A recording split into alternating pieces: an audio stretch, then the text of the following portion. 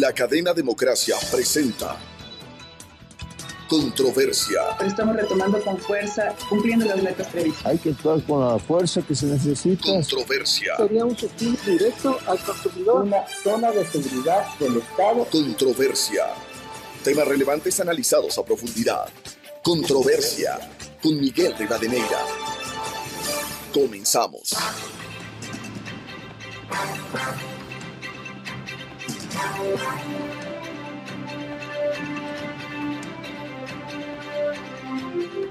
Un saludo cordial a los seguidores del programa Controversia en Escena a través de XFM, Democracia M y Democracia TV.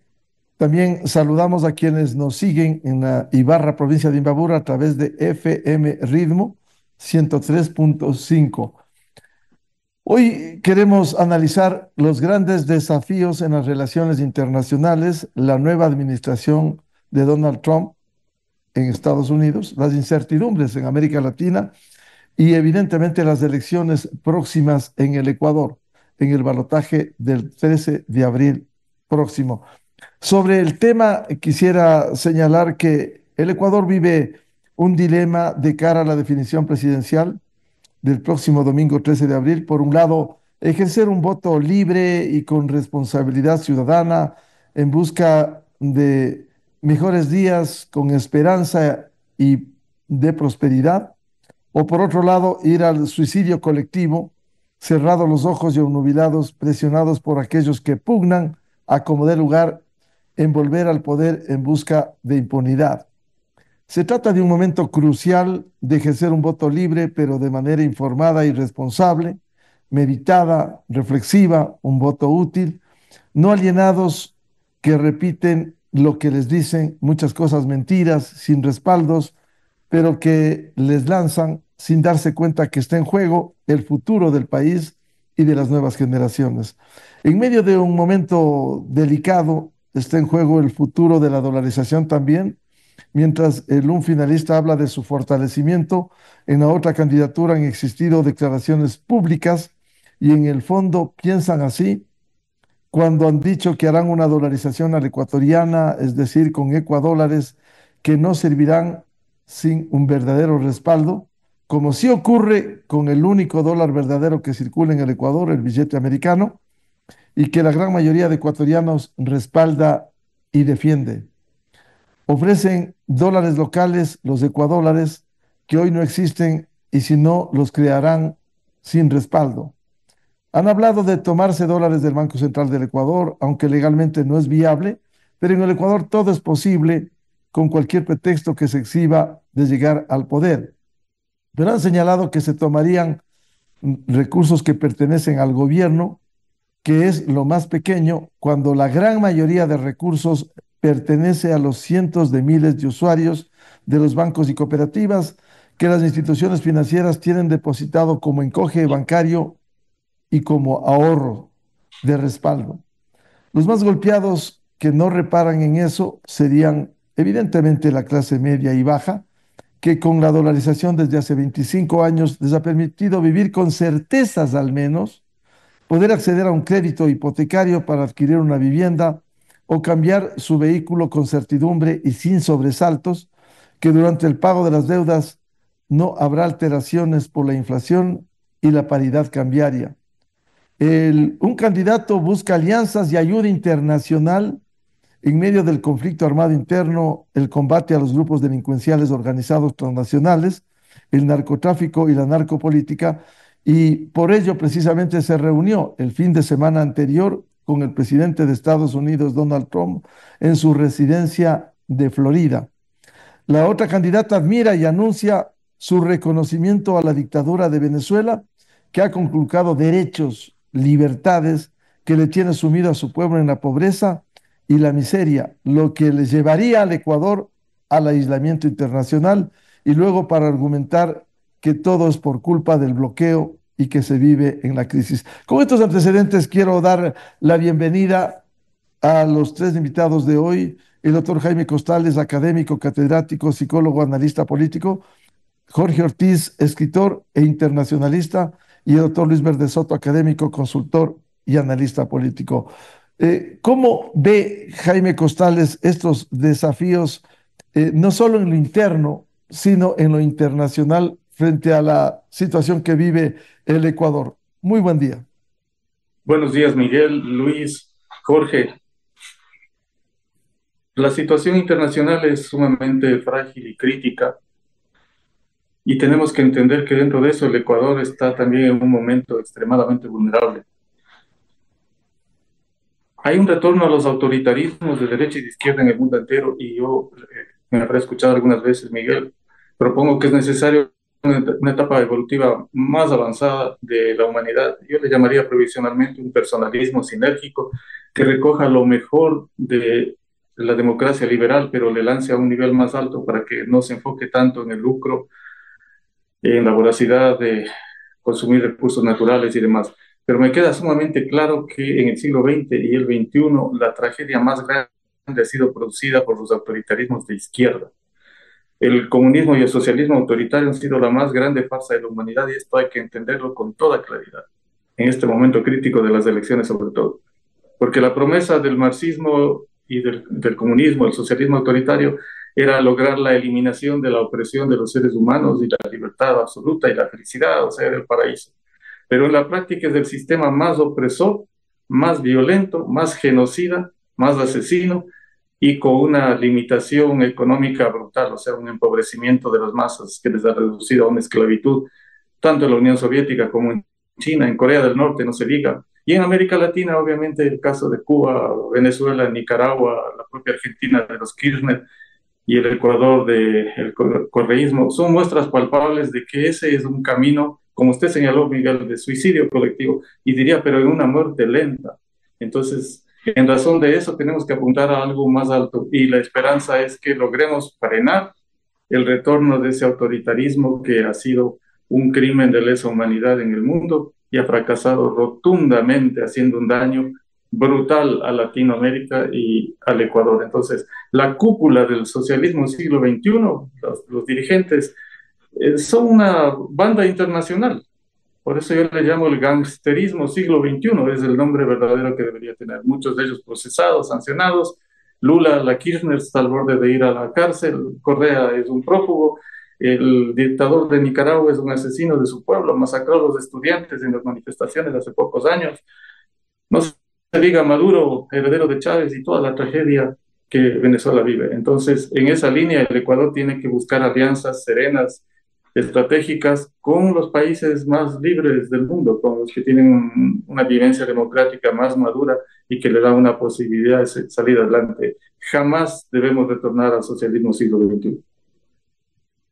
Bienvenido a Jorge Ortiz. ¿Cómo ve el momento que vivimos en medio de esta situación internacional, la incidencia en América Latina y el desafío del Ecuador de definir también su política internacional con el nuevo gobierno que deberá ser elegido el 13 de abril próximo? Buen día, Jorge.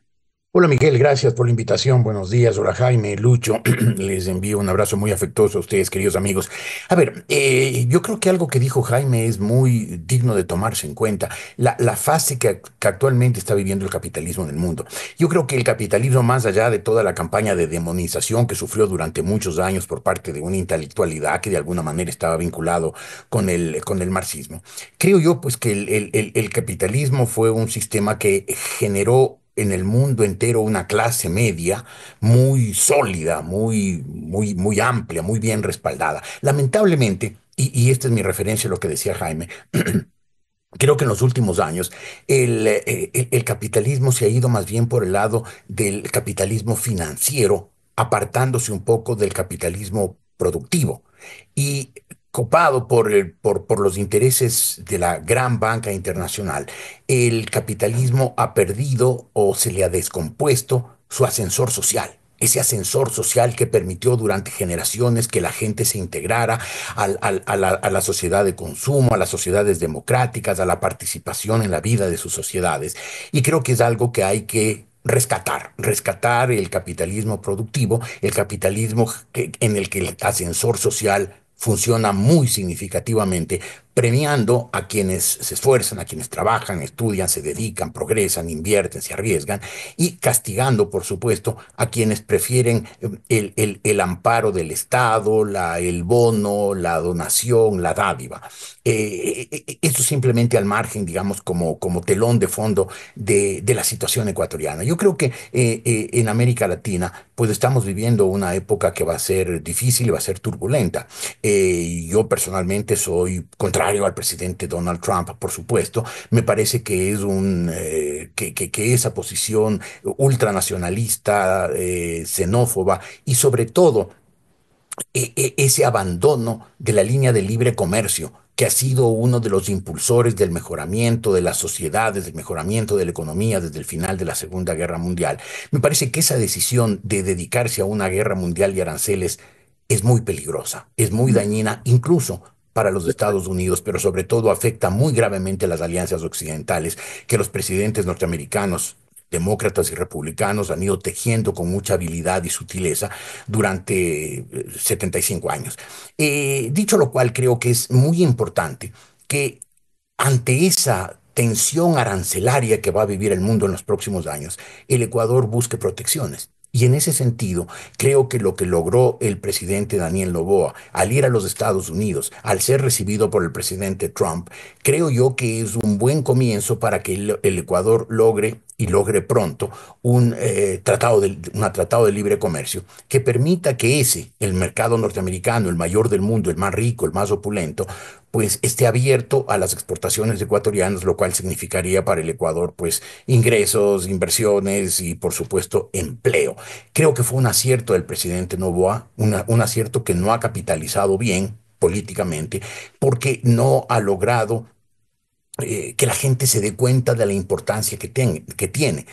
Porque bien manejado ese tema, pues creo yo que pone al votante ecuatoriano, sobre todo al votante indeciso, ante una disyuntiva. Por un lado está Daniel Noboa con su cercanía a los Estados Unidos, a los países ricos, a las democracias liberales más prósperas, y por otro lado está la candidata Luisa González con su cercanía, que es incuestionable, que es indudable, que ellos no la han negado, con Cuba, con Venezuela y Nicaragua, tres dictaduras. Entonces yo creo que por un lado tenemos un candidato que cometerá errores, los ha cometido ya, que puede no tener mucha experiencia, tiene buenas intenciones, ha cometido muchos errores también, pero que es un hombre en el cual podemos esperar cosas positivas en el futuro. Al otro lado tenemos dos horizontes altamente peligrosos desde mi punto de vista. Primero, desdolarización y segundo, dictadura perpetua. Bienvenido al doctor Luis Verde Soto. ¿Cómo ve el momento que vivimos con el desafío de las elecciones presidenciales en el Ecuador y estas relaciones internacionales del caso de la visita al presidente Trump en Florida del actual presidente candidato? Y luego quisiera hablar también de lo que domina Luis Verde Soto, la realidad de Bolivia, porque no solo es, como se ha dicho, Cuba, Venezuela y Nicaragua. Bolivia atraviesa una profunda crisis y sin dólares. Doctor Luis Verde Soto, buen día. Perfecto. Saludaba tanto a ti, Miguel, como a Jaime y obviamente a Jorge, y quisiera retomar rápidamente dos o tres ideas que ha puesto Jorge en el escenario, que me parecen muy valiosas. La necesidad de recuperar sociedades con movilidad social, la necesidad de identificarse como ecuatorianos frente a la administración Trump. Simplemente para hacerte una broma, Jorge, tú debes conocer que hoy día le retiraron al presidente Arias su visa a Estados Unidos por oponerse públicamente al presidente Trump. Una barbaridad sin nombre. Y evidentemente yo creo que el mundo ha empezado un proceso de remoción de sus órdenes, que vemos que han sido bastante más frágiles de lo que creíamos, ¿no es verdad? Y esto obliga a que la política exterior ecuatoriana tenga cambios profundos, ¿no es verdad? Tenemos que ver cómo se está reconstituyendo esta mesa internacional en la que Ecuador debe tener una silla. No podemos quedar solamente en la segunda fila de la mesa de negociaciones, en esta mesa internacional reconstituida. Debemos asistir, pero asistir con dos elementos fundamentales. argumentación que demuestre nuestras capacidades y destrezas para movernos en un mundo muy difícil con el que los parámetros que actualmente se diseñan nos obligan, ¿no es cierto? Y también con una serie de escudos. Yo creo que entre esos escudos, evidentemente, no solamente se trata de escudos jurídicos, sino también escudos de una visión y un proyecto nacional en este mundo global en el cual tratan de introducirnos o dejarnos o ser parte simplemente de una bolsa enorme de agentes nacionales que no tiene significación y respecto a los cuales no hay que dialogar. Creo que para nosotros es especialmente significativo y por eso me parece tan importante la visita del presidente Noboa a Miami para conversar con el presidente Trump. Es muy importante porque estamos al borde de una guerra comercial y también de una guerra, probablemente una guerra política y quién sabe si una guerra militar. En la guerra comercial, la imposición de aranceles va a obligarnos a los ecuatorianos que tengamos una lectura bastante más fina de la estructura de aranceles mundiales. No solo por el lugar en que quedemos respecto a la lista de aranceles, no solo respecto a la probabilidad, y yo no la veo fácil de ingresar a la lista de los países con apertura de libre comercio. Recordemos que en Ecuador hubo una severa lucha contra el libre comercio cuando estuvimos al borde, en todos los momentos que hemos estado al borde, 2005 y 2017, si no recuerdo mal, 16, parece, 15, 16, cuando se avecinaba ya la administración Biden, que se opuesta a los acuerdos de libre comercio. Digo, debemos tener una lectura muy fina del tema de los aranceles, como una lectura muy fina de cómo es relacionarse con una nación que, en la dimensión de Estados Unidos, empieza un proceso de sustitución de importaciones a través de barreras arancelarias que revierte lo que ha sido clásicamente keynesianismo de nuestros países y de los países del mundo. Yo creo que es un primer elemento, ¿no es cierto? El otro elemento es, yo creo que los ecuatorianos tenemos que ubicar nuestro proyecto nacional para no confiar solamente en un tercero que nos trate como una nación privilegiada. Yo creo que la teoría de la nación privilegiada ha decaído en el mundo y ciertamente no es aplicable en el momento actual. Y que debemos con ello reinventar, reimaginar nuestra política exterior. Debemos centrar ese reordenamiento mundial y para ello debemos tener una estrategia muy clara. Por ello yo creo que lo más básico es, en este rato, es eliminar los desconocimientos de las prácticas diplomáticas, donde la visita privada es una visita posible, es el reconocimiento que la otra nación, la nación que acoge, hace a la presencia de un presidente. Esto no quiere decir que no se traten temas de contacto con autoridades, y mucho más si se lleva a contacto con autoridad de primer nivel, y que luego se oficializan a través de una serie de intercambios que existen en las prácticas diplomáticas.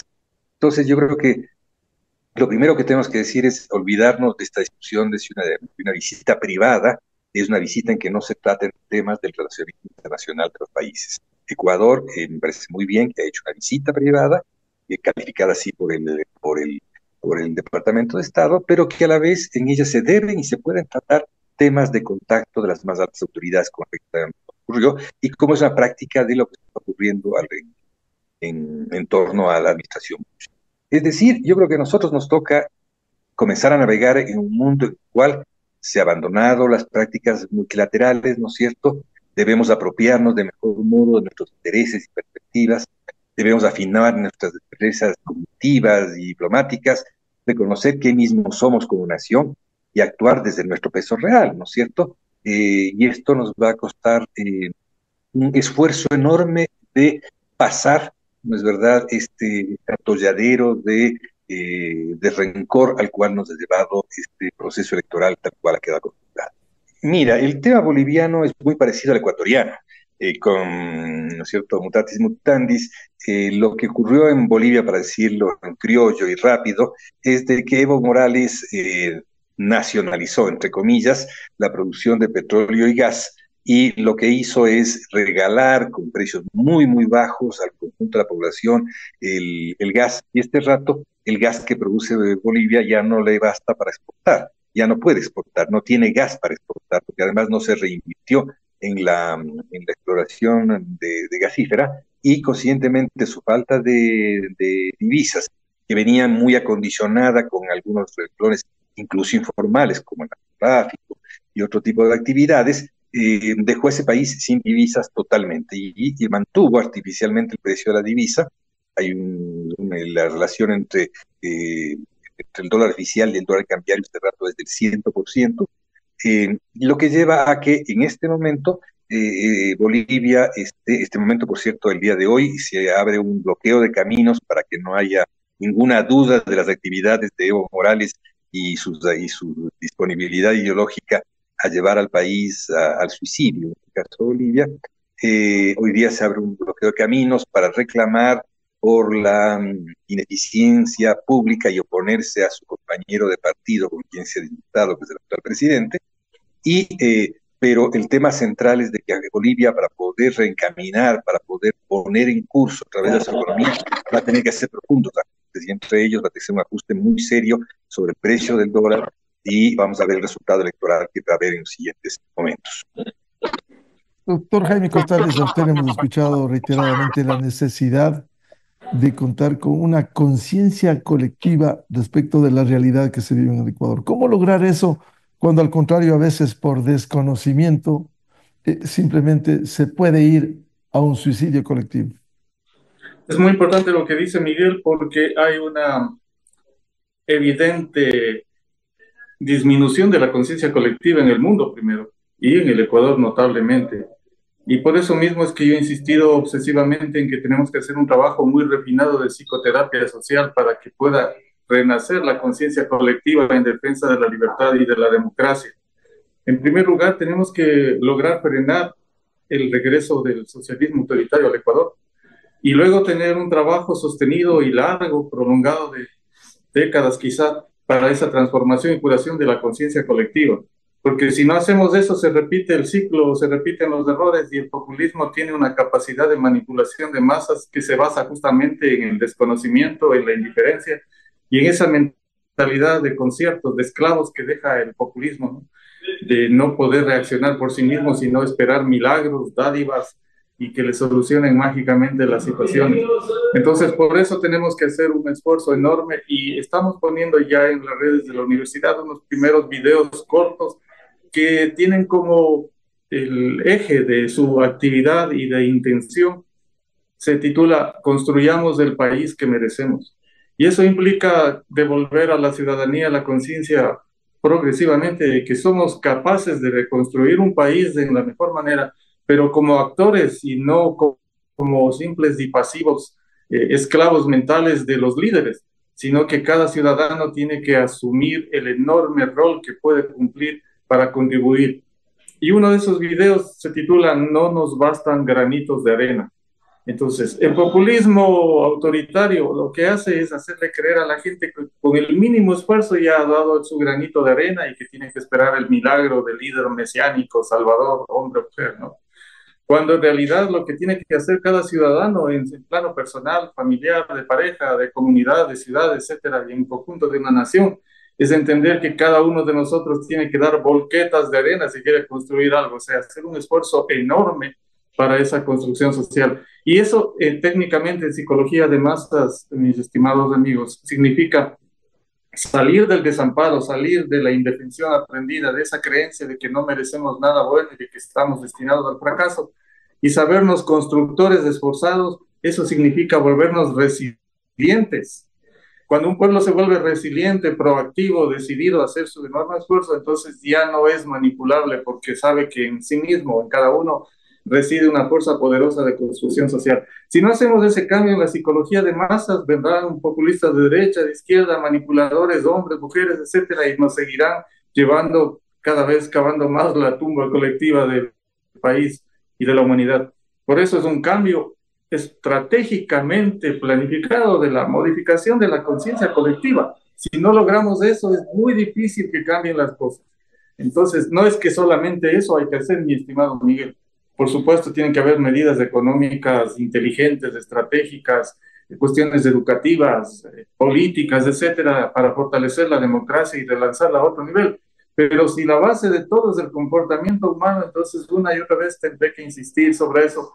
Hay que cambiar el eje psicológico social del país para que cambie el comportamiento de todos los niveles. De lo contrario, se repetirán ciclos más graves de crisis y no avanzaremos adecuadamente. A eso yo le llamo simbólicamente el fenómeno del carrusel inconcluso. Entonces nos damos las vueltas sobre la misma tragedia, pero cada vez cavamos más hondo el sitio y mucha gente cree que estamos avanzando porque nos damos vueltas, pero estamos en el mismo sitio y empeorando la condición fundamental de la situación política, económica, social. Doctor Jaime Costales, ¿y cómo asumir estos grandes desafíos en las relaciones internacionales, el caso de las incertidumbres en América Latina, caso de Bolivia, además de Venezuela, Cuba, Nicaragua, cuando en el caso ecuatoriano estamos acechados por los grupos delincuenciales organizados transnacionales, el narcotráfico, la narcopolítica? Pues hay que tomar distancia clara y radicalmente de países como Nicaragua, de los gobiernos, me refiero, Venezuela, Cuba, y también de Rusia, de Irán, de todos esos sistemas autoritarios tan nocivos, tan invasivos, ¿no? Es tragicómico, pero la izquierda fanática no es verdaderamente un movimiento político, sino una secta religiosa fanática, ¿sí? Y nos cuestiona permanentemente, proponiendo que la lucha debe ser contra el imperialismo, y se refieren al capitalismo, ¿no es cierto? Pero en realidad hay peores imperios. El imperio autoritario de izquierda, comunista y socialista ha sido más nocivo. Y ahora el imperio del narcotráfico es todavía más gravemente nocivo, deteriorante de todas las estructuras sociales. Entonces tenemos que entender que se necesita rescatar en el vínculo internacional, mi estimado Miguel, concretamente con los Estados Unidos hay que conectar con el espíritu de lo mejor que ha dado esa nación y está representado, me parece a mí, en la ideología y en la metodología de Martin Luther King, en la no violencia activa que defiende la democracia impecable y respetuosamente y significó un hito evolutivo trascendente para vencer en gran parte el racismo y la marginalidad en los Estados Unidos. Entonces, más allá de quién sea presidente en este momento, hay que conectar con el alma viviente de los fundadores de la democracia estadounidense y de sus principios de libertad, de democracia y de autonomía de los seres humanos, y sobre todo luminosamente con ese Martin Luther King que tenía ese sueño trascendente de ir por encima de las diferencias y de la marginación, construyendo valientemente una democracia madura. Entonces, mi invocación es que conectemos con lo mejor de los Estados Unidos, con ese liberalismo radical que está expresado en la visión profética de Martin Luther King. Y habrá que inteligentemente, estratégicamente, mantener un vínculo adecuado con la presidencia actual de los Estados Unidos, pero más allá de eso, con el espíritu viviente de la democracia, que es el sustento mismo de una posibilidad de tener un mejor futuro para el Ecuador y para Latinoamérica. Jorge Ortiz, ¿cómo asumir estos grandes desafíos en las relaciones internacionales, las incertidumbres que hay en América Latina y también el caso de Bolivia que se suma dentro de este esquema del socialismo del siglo XXI? Perfecto, Miguel. A ver, creo que Lucho nos explicó muy bien lo que la situación de Bolivia, ¿no? Que es paradigmática de la situación en América Latina, ¿no? En Bolivia había una abundancia de gas natural. Y pues el gobierno de Evo Morales se dedicó a las dádivas, a los regalos, a los bonos, a los subsidios. Y claro, generó una sensación de prosperidad. La gente sintió, estamos bien, el gobierno nos protege. Pero claro, como bien dijo Lucho, durante todos esos años no hubo reinversión. Todo el dinero que había se lo gastaba en generar popularidad para los gobernantes. Y claro, hoy tienen la enorme crisis que tienen, que es exactamente con las pequeñas características de cada país. Lo que ocurrió en cada uno de los países de América Latina que tuvieron el socialismo en el siglo XXI. Ocurrió en la Argentina con los precios de la soja, ocurrió en el Ecuador con los precios del petróleo, en Venezuela también con los precios del petróleo. Es decir, ese utilizar los ingresos del país provenientes de los altos precios de las materias primas, de las commodities, que hubo aproximadamente entre el año 2008 y 2014, para generar una sensación de bienestar, una sensación que no tenía cimientos, era una casa muy linda, pero sin sustento. Y claro, cuando los precios volvieron a su realidad, cuando los precios, por ejemplo, en nuestro caso, del petróleo volvieron a sus niveles, pues nos encontramos con un país con una economía débil, endeble. El Ecuador había hecho durante los años del correísmo crecer absurdamente el aparato del Estado, con todo lo que esto significa de gasto en salario básico, en salario burocrático no productivo. Y se había generado una sensación de prosperidad que era una sensación falsa. Y al Ecuador le pasó aproximadamente lo mismo que a Bolivia. El problema es que Bolivia siguió gobernando esa ideología, la del socialismo del siglo XXI. A Evo Morales lo reemplazó Arce y más o menos siguió el camino con ciertos ajustes. En el Ecuador pasó lo contrario. El Ecuador, cuando se acabó el gobierno de Rafael Correa, cuando se fue en el año 17, el Ecuador se fue hacia otro manejo de la economía más realista. Y claro, el Ecuador no llegó a la crisis que tenía, además de que el Ecuador tenía la dolarización, que si bien la dolarización por sí sola no genera prosperidad y bienestar, sí pone esos cimientos que requiere la economía para generar ahí sí, bien manejada la economía, de prosperidad y abundancia incluso. Por eso creo yo que la elección que vamos a tener los ecuatorianos el próximo 13 de abril es crucial, porque no es una elección entre dos candidatos, es una elección entre dos caminos y dos caminos absolutamente contrapuestos. Por un lado tenemos un presidente que tratará de, según parece, así lo ha dicho, así se le escucha, así han sido sus intenciones, de afianzar la dolarización, de confirmarla, de solidificarla, de manera que sobre esos cimientos que significa la dolarización, generar una economía más eficiente, más productiva, en capacidad de generar más empleo, más inversión, más riqueza y por lo tanto más tranquilidad para los ecuatorianos. Por otro lado, tenemos y lo hemos visto porque tenemos los antecedentes de lo que fue el gobierno de Correa 10 años y medio y todas las declaraciones que han hecho la gente más significativa del correísmo en los últimos años. Tenemos un sector que lo que quiere es volver al gasto desenfrenado. El problema es que, a diferencia de lo que pasó en el gobierno de Correa, donde abundaba el dinero gracias a los altos precios internacionales del petróleo, hoy no hay dinero porque los precios mundiales volvieron a sus niveles normales. El precio del petróleo ya no está en 120, como estuvo durante el gobierno de Correa, está en 75 y no va a subir de ahí, a pesar de que alguna vez Correa, en uno de esos desates que tenía los sábados, llegó a decir que el precio del petróleo podía subir a $200. Pues no subió a $200, no subió, bajó y está en 75 y de ahí difícilmente que se mueva. Y entonces, ¿qué le queda a un potencial gobierno correísta? Desdolarizar. Desdolarizar de manera que pueda emitir dólares, ecuadólares sin sustento, que van a generar al principio, 3 meses, 6 meses, una sensación de bienestar, porque va a parecer que hay más dinero, que ha vuelto, que la patria otra vez ya es de todos, según el lenguaje de ellos. Pero a los 6 meses habrá toda la hiperinflación, el desastre económico, el cataclismo económico que significa emitir dinero sin respaldo. Para que ese momento no haya una enorme turbulencia social, el gobierno correísta tendrá que en esos meses de aparente bienestar eh, eliminar toda posibilidad de disidencia, eliminar toda posibilidad de crítica y de oposición. Y ya sabemos que a Correa le gusta el poder absoluto, el poder total, el poder completo. Y entonces eliminará los derechos, las garantías y las libertades de que gozamos los ecuatorianos en una situación normal. Y entonces tenemos con la candidata del correísmo un panorama, insisto en lo que dije antes, de desdolarización probablemente inmediata y muy dolorosa.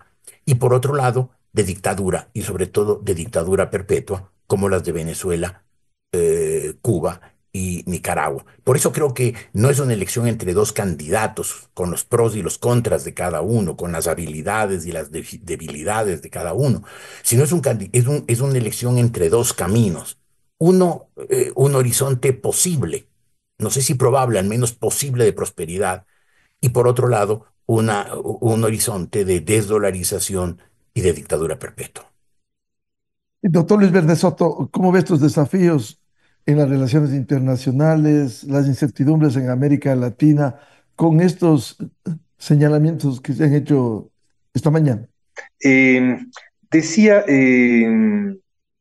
Miguel que yo creo que a Ecuador le toca un momento de profundo afinamiento de su política exterior, para lo cual necesitamos, por cierto, un Banco Central con absoluta capacidad de leer la coyuntura económica mundial, porque tenemos que movernos en un mundo con aranceles complejos, por decir, no sabemos si vamos a estar en la lista de los buenos o de los no buenos del mundo. En todo caso, para las dos opciones necesitamos una lectura muy fina de los aranceles.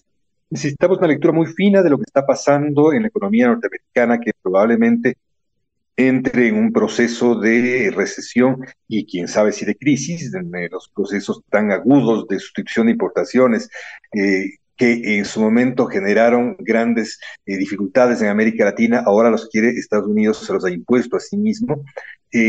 Creo que nos encontraremos frente a procesos inéditos de integración, por ejemplo, lo que se está anunciando en el norte del Pacífico, entre tres viejos rivales del mundo que pueden conformar un mercado interno muy grande, quizás más grande del mundo, entre China, Japón y Corea. Yo creo que nos adentramos en el cortísimo plazo, ¿no es cierto?, a una tensión militar en el otro lado del Pacífico, pero a la misma altura que nosotros, en el mismo paralelo cero, ¿no es cierto?, que va a tener que ver mucho con Australia, con India y evidentemente con China y Taipei, ¿no es cierto? Vamos a encontrarnos con una tensión que tiene que ver con el otro lado del Pacífico sin que nosotros hayamos sido parte ya por estos retardos que hemos tenido en el Ecuador por parte de prejuicios y más de los diversos instrumentos de participación comercial y geopolítica en el Pacífico. Creo que estamos al borde de tener que tener actitudes inteligentes sobre lo que ocurre en el Canal de Panamá. Recordemos que Ecuador es el único país de América del Sur que no tiene una salida hacia el Atlántico por la vía terrestre, el resto lo tiene. Lo tiene Bolivia, lo tiene Perú, lo tiene Chile, obviamente Argentina está sobre el Atlántico. Nosotros tenemos un único acceso al Atlántico a través de Panamá. Por eso es que éramos la nación más lejana del mundo, según don Arturo Pareja de Canseco, cuando no había canal de Panamá. Es decir, tenemos que afinar notablemente, y sobre todo afinar una otra parte, que es, yo no creo que ha habido ningún país de América Latina en que el líder de una fuerza política tan grande como la Revolución Ciudadana se haya enfrentado de modo tan poco sagaz y de modo tan ríspido con el secretario de Estado de la potencia más grande del mundo. El enfrentamiento entre el expresidente Correa y Rubio, secretario de Estado, eso nos deja en una mala situación. Nos deja una mala situación de contacto diplomático en esta diplomacia que ahora se reabre. Y sobre todo teniendo en cuenta que Rubio es el republicano quizás más ortodoxo dentro de ese panel de líderes complejos que rodean al presidente Trump. Rubio es tal vez de la vieja tradición republicana, y esto, cuando hablamos de la vieja tradición republicana, hablamos de un interés por parte de un segmento del empresariado de Estados Unidos de su vínculo con China, la reapertura de relaciones con China, el manejo de una comprensión del rol de China en el mundo, estuvo a cargo de los republicanos en Estados Unidos. Por eso es tan difícil que la mejor de las puertas de entrada, una de las buenas puertas de entrada, la formalmente mejor puerta de entrada en la política exterior norteamericana, justamente haya entrado a un tan agudo, ríspido y torpe acusaciones contra el secretario de Estado Rubio, ¿no es cierto? Yo creo que ese es el primer elemento complejo. Y retomando esta disyuntiva que plantea Jorge, que a mí yo quisiera utilizarla en el buen sentido.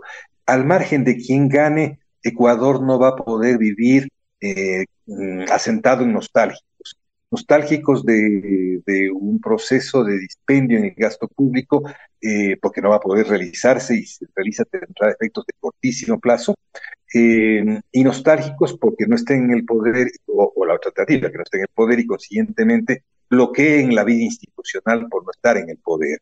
Cuando en lo que tenemos que pensar es en una gran coalición nacional por el futuro, que tiene que estar basado en instituciones y en productividad. Ya en el mundo no se puede caminar sin estos dos grandes pies. El pie de una forma progresista de la liberalidad que nos lleve hacia el bien común con criterios de perspectivas de igualdad y perspectivas de movilidad social y un pie de productividad. En el mundo no es posible caminar sin niveles crecientes de productividad dentro de la especialidad que cada país negocia. Y Ecuador tiene que encontrar ese nicho desde el cual piense su desarrollo institucional y su desarrollo productivo. Es desde allí, y esto al margen de quien gane.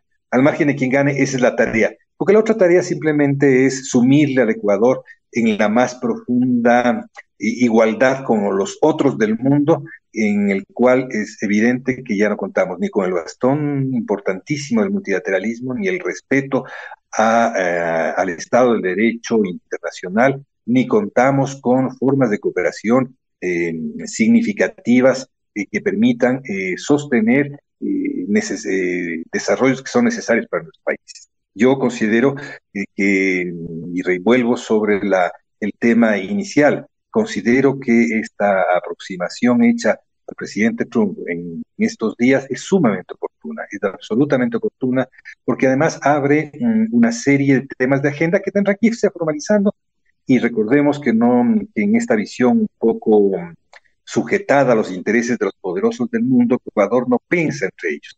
Y tener una puerta de entrada, tener en este momento unas formas de interlocución, evidentemente a todos los ecuatorianos, al más recalcitrante opositor y al más ferviente adepto al gobierno, tiene que reconocerse que hay una puerta que puede ser aprovechada con sentido nacional, que tiene que ser aprovechada con sentido nacional, que tiene que construirse una serie de puentes de una agenda que es muy compleja, y agenda que en el conjunto de las agendas mundiales nosotros representamos eslabones débiles. Y el eslabón muy débil que representa Ecuador es ser el canal de salida de 2/3 o más de 2/3 de la cocaína que se consume en el mundo, y yo no quisiera ni de lejos pensar que algún rato a los empresarios que están produciendo esto en Colombia o en Perú se les ocurre utilizar a Ecuador como paso del fentanilo, cosa que no deseo ni aspiro, y creo que es muy importante que en este momento contengamos todas estas formas de presencia del gran crimen y lo hagamos eficientemente para que podamos recuperar nuestra capacidad y personalidad nacional en este orden mundial que es sumamente complejo. Doctor Jaime Costales, decía Luis Vélez Soto la necesidad de lograr una gran coalición nacional que proyecte hacia el ámbito internacional. ¿Cómo lograr eso? Primero tenemos que apropiarnos de la conciencia de que el país es valioso, de que merecemos un buen nivel de vida, que merecemos vivir en libertad y en democracia. Y el liderazgo tiene que, y yo espero que sea derrotado el socialismo siglo XXI nuevamente, y por tercera vez consecutiva, de tal manera que se vaya debilitando y desapareciendo esta secta fanática, y dé espacio a que poco a poco se vaya avanzando una reafirmación de la democracia y de las libertades. Los países logran escalar evolutivamente cuando hacen un esfuerzo sostenido en defender la libertad y la democracia. Creo que es el mejor nivel de encuentro de los seres humanos en que podamos tener un proyecto nacional unificante, donde encontremos metas superiores, metas supraordinarias que permitan entender que pese a todas las diferencias regionales, culturales, étnicas, de género, etcétera, de clase social, hay puntos en común que nos conviene: estabilizar la democracia, fortalecer el respeto a los derechos, que evolucione profundamente la educación, los sistemas de salud, que el nivel de vida mejore cada vez más y se consolide una economía productiva más creativa, más consistente, no dependiente tanto de las materias primas. Todos esos son afanes, y por supuesto, me estaba dejando de lado el necesario esfuerzo para reducir la violencia delincuencial a todo nivel. Todo eso son metas que nos conviene a la mayoría de ciudadanos, salvo a las cúpulas corruptas y delincuenciales.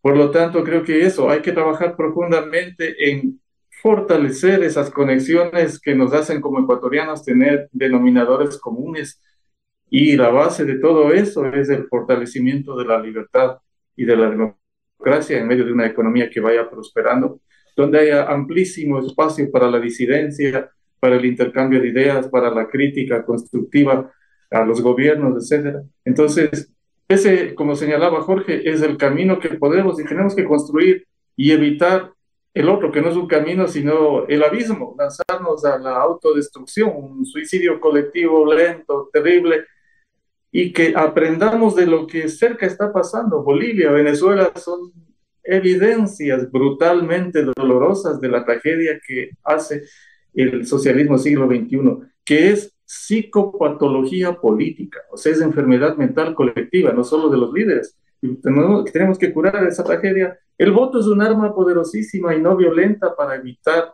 que caigamos en el abismo. Y yo diría incluso en un lenguaje sencillo que puede comprender todos. Con todos estos antecedentes que hemos puesto con Luisa y con Isa, ni a misa. Bien. Jorge Ortiz, ¿cómo lograr esa gran coalición nacional que proyecte hacia el ámbito internacional? Francamente no lo sé, Miguel, y me preocupa mucho esa falta de capacidad de diálogo, de entendimientos que tenemos. Creo que el Ecuador se movía hacia situaciones de madurez política hasta que llegó en el año 2006 el populismo, esto que Jaime con tanto acierto dice, esta secta fanática que pues dividió al país como nunca antes y lo partió. Creo que el Ecuador seguramente desde los primeros años de la revolución alfarista, al terminar el siglo XIX, no había estado tan fragmentado, tan dividido, tan enfrentado como lo que ocurrió cuando Correa llegó al poder y pues empezó a dividir al país, a criticar con tanta violencia a sus opositores, a perseguirlos, a denigrarlos, a insultarlos, a calumniarlos. El país se rompió y obviamente la cultura del consenso, la cultura del diálogo desapareció. Pero creo que en los próximos años tenemos que rescatar eso, porque, a ver, en el entorno mundial, yo veo que estamos en una situación muy sui generis, ¿no?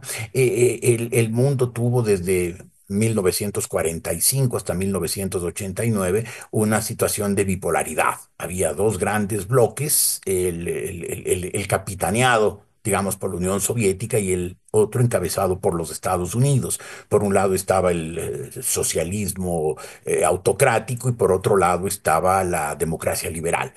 Después, cuando cayó el muro de Berlín, hubo unos pocos años de una especie de monopolaridad, de unipolaridad, con los Estados Unidos al frente como potencia hegemónica dominante.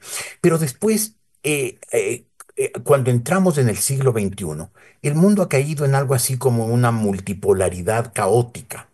Hay una serie de polos, de irradiación de ideas, de políticas, de formas de proceder, pero en caos. Es difícil entender las redes de alianzas. Uno ve a la India y dice está en contra de la China y por otro lado se pone en una posición con los BRICS que parece estar contra la hegemonía occidental. Es decir, uno no entiende bien las redes de alianzas. Hay, por eso digo, una especie de multipolaridad caótica. Eso creo yo que no puede ser duradero.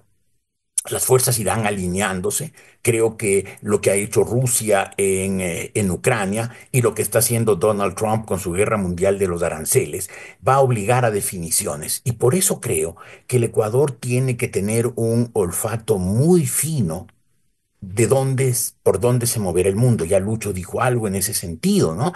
Yo creo que en el Ecuador tenemos que tener, y tenemos en el servicio exterior, tenemos en la academia, tenemos en la intelectualidad en general, gente con el olfato fino, con conocimiento de las relaciones internacionales, que conoce las relaciones del poder mundial y que van a tener que participar en esa búsqueda de un consenso para que el Ecuador pueda moverse bien en esta multipolaridad caótica que tarde o temprano desembocará en un mayor alineamiento de fuerzas, posiblemente con una nueva guerra fría entre el capitalismo liberal, la democracia liberal al un lado y el totalitarismo socialista representado por China por el otro lado, o algo por el estilo, una guerra comercial mundial.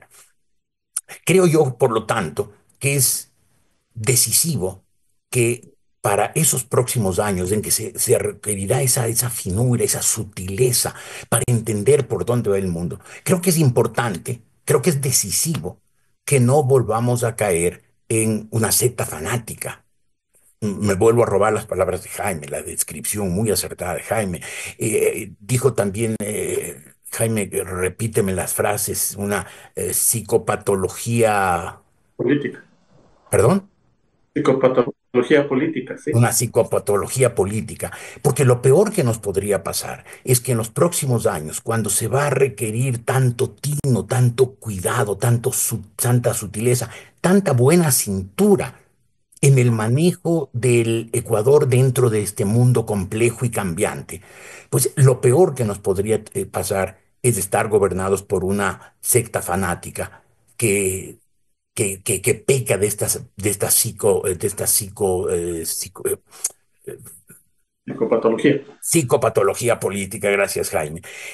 Y cuando le necesitamos exactamente lo contrario, necesitamos pragmatismo, necesitamos conocimiento, necesitamos experiencia, necesitamos talento, necesitamos habilidad y necesitamos sobre todo apertura, no fanatismo. Me parece que ese es otro de los motivos por los cuales la elección del 13 de abril próximo es una elección absolutamente decisiva, definitoria, capital, cuyas consecuencias, buenas o malas, las sentiremos muchos años más. Doctor Luis Verde Soto, usted señalaba que se necesita una gran coalición nacional que proyecte en el ámbito internacional. ¿Cómo lograr eso en estas condiciones? Decía que yo creo que este es el momento en que tenemos que sumar dos vertientes.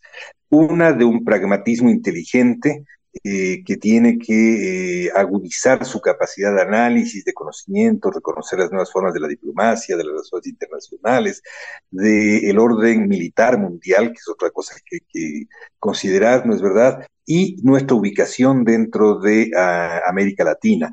Creo que tenemos que reconocer claramente que Brasil que representa en términos de pesos reales la mitad del producto latinoamericano y de la población y más del territorio, en Brasil va a estar a la cabeza de una suerte de presencia latinoamericana en el reordenamiento mundial y en el que nos obliga a nosotros primero pensar también en un diálogo inteligente con Brasil, país con el que no tenemos. Ecuador no tiene una política brasilera porque no somos países limítrofes y Brasil no tiene una política ecuatoriana porque también Brasil trabaja mucho con sus países limítrofes, pero sin embargo hay que reconocer esta presencia nuestra dentro de América del Sur, ¿no es verdad? Y reconocer que es un concierto de América Latina y de América del Sur el que tiene que ayudarnos también a salir, a contener este río de violencia que tenemos en el Ecuador y este río de gran crimen. Este es un elemento, y esto, por cierto, para hacer un pequeño paréntesis, yo creo que cuando la candidata González va y se junta con los líderes de la variopinta calidad que existen dentro del siglo XXI, ellos básicamente lo que plantean no es, evidentemente, una solidaridad política obvia, pero fundamentalmente lo que plantean es, usted tiene que dar muestras evidentes de que no está alineada con el tema venezolano, porque el alinearse con el tema venezolano bloquea la representación de América Latina en el mundo. Y esto no supo hacer la Revolución Ciudadana, ni supo entender el mensaje que le fue dado en Uruguay. El mensaje era muy claro: ustedes tienen que dar una muestra de no alineamiento con Venezuela, y lo primero que hicieron fue mostrar el alineamiento con Venezuela. Así que no sería extraño que tengamos caer dentro de la parte más dura del socialismo del siglo XXI, significa más nuestra pérdida de identidad latinoamericana. Y en este sentido, nuestra capacidad de tener una buena opción pragmática tiene que ser un pragmatismo que no es un pragmatismo pacato, que simplemente se alinea con una potencia, sino que entiende la relación con esa potencia, diseña los términos de esa relación con esa potencia y tiene una autoridad para poder estar allí.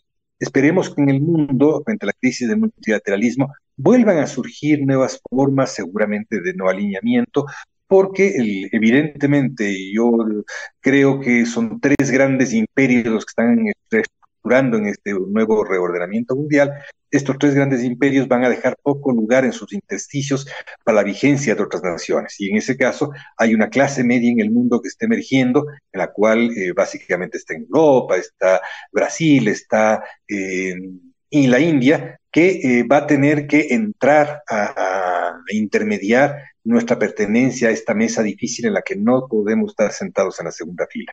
Yo creo que ahí en este momento, junto a la circunstancia de división de épocas que vive Ecuador en este rato, tenemos también que tener una sensación y un sentido de que es posible construir un sentido nacional, es posible dialogar con un sentido nacional y tenemos que ubicar cuáles son los elementos de este bien común.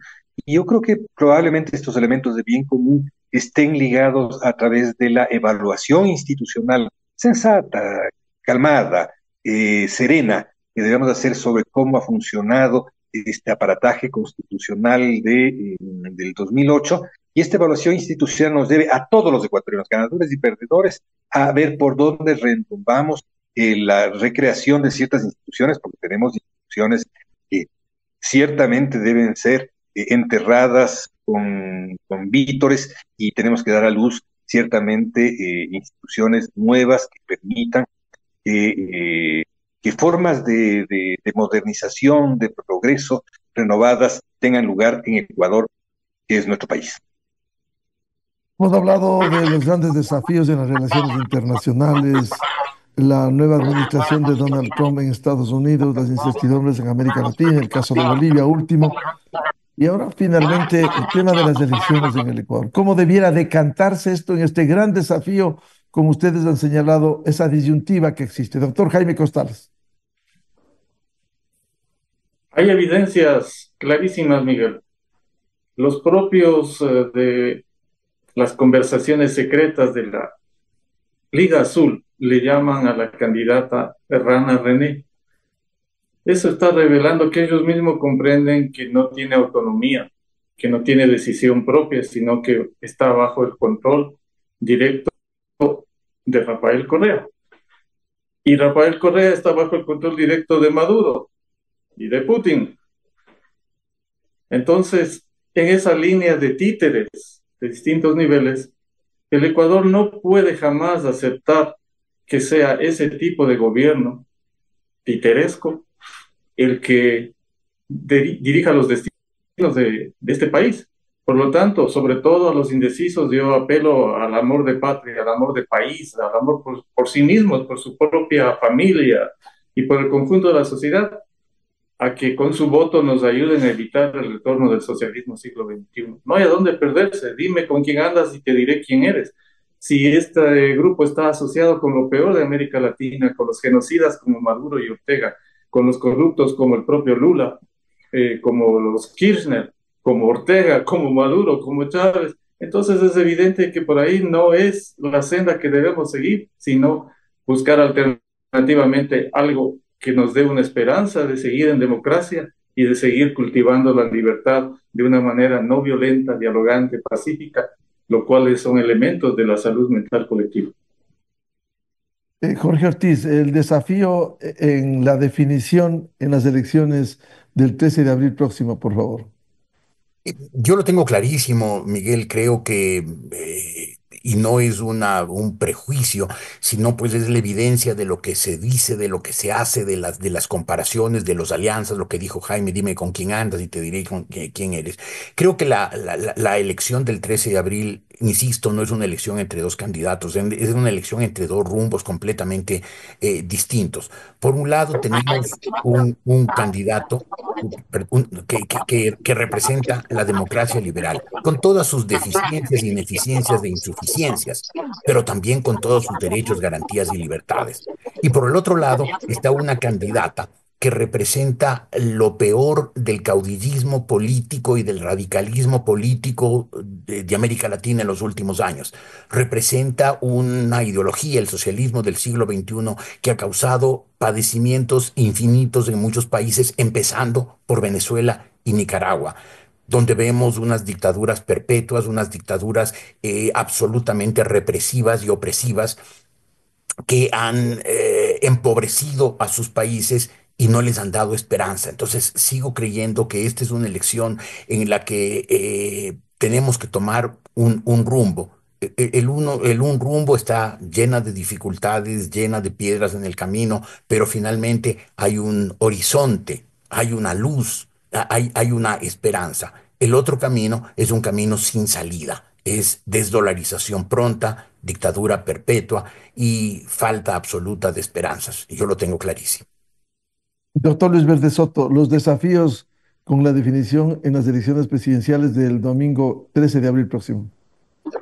Principal desafío que tenemos es el de encontrar el ambiente propicio para un gran esfuerzo de unidad, un gran esfuerzo de recomposición nacional que nos enrumbe primero a movernos dentro del horizonte internacional que realmente se ha producido y realistamente tenemos que asumir, pero no un realismo pacato en que terminemos de peones de cualquier imperio, y remarco la dualidad, sino que podamos además superar este momento en el que hay un tercer variable interviniente que está dañando nuestra democracia, que es el gran crimen, y tenemos que encontrar la mejor forma y el mejor ambiente político y la mejor capacidad política para lograr que el país pueda reconstituirse, ¿no es cierto?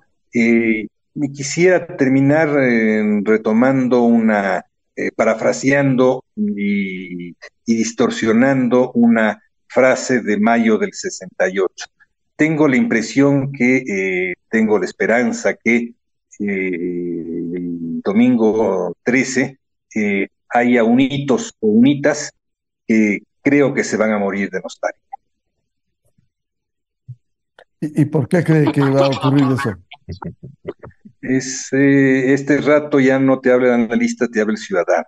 Y el ciudadano tiene esa esperanza de que se van a morir de nostalgia quienes puedan o piensen que pueden restituir la historia para atrás. La historia tiene que caminar adelante. Este rato los países del mundo se encuentran al borde de un caminar hacia adelante a un mundo internacional absolutamente incierto en términos económicos y en términos políticos y en términos militares, y que creer que la mejor forma de existencia es vivir enancados en el pasado, consumiendo la nostalgia y el recuerdo, ciertamente van a ser rechazados por una población que yo la encuentro vigorosamente metida. Los ecuatorianos, desde los ecuatorianos migrantes, los ecuatorianos emprendedores, los ecuatorianos empresarios, los trabajadores del país, y los campesinos ecuatorianos, esos campesinos que pueden trabajar con el riego, que pueden hacer nuevas formas de intervención en los mercados. Y yo creo que todos podemos lograr y pensar que podemos caminar hacia adelante con asidos de las manos ante un mundo incierto. Y no pensar que la mejor fórmula es la de el cangrejo, volver hacia atrás y quedarnos ahí sumidos en las faldas de una vieja subjetividad, de una riqueza subjetiva que no la tuvimos y que se ha mostrado de que ha sido terriblemente dañina para el país.